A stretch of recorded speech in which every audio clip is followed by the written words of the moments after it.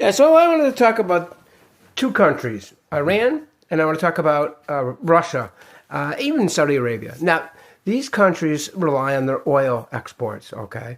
And they don't have the expertise that, let's say, ExxonMobil or British Petroleum have to where they can really extract hard to get areas, hard to get oil, deep oil, at a low cost, and especially up in the Arctic where it's real cold. It's really hard to make profit if you don't know and have these technologies.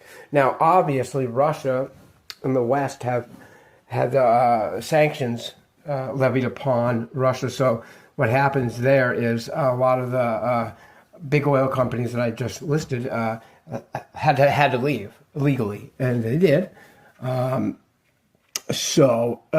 that. Now, Saudi Arabia, basically their entire economy is oil, and they calm their people, because they give them free education, free, housing, all kinds of stuff. Free money goes to the people. Now, they need it to be at $90 a barrel. Right now, it's at 68.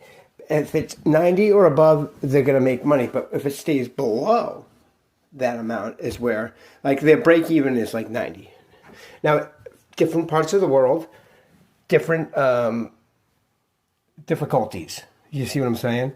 So, now the U.S. was reliant on, we literally would go to war or threaten war or protect countries like Saudi Arabia.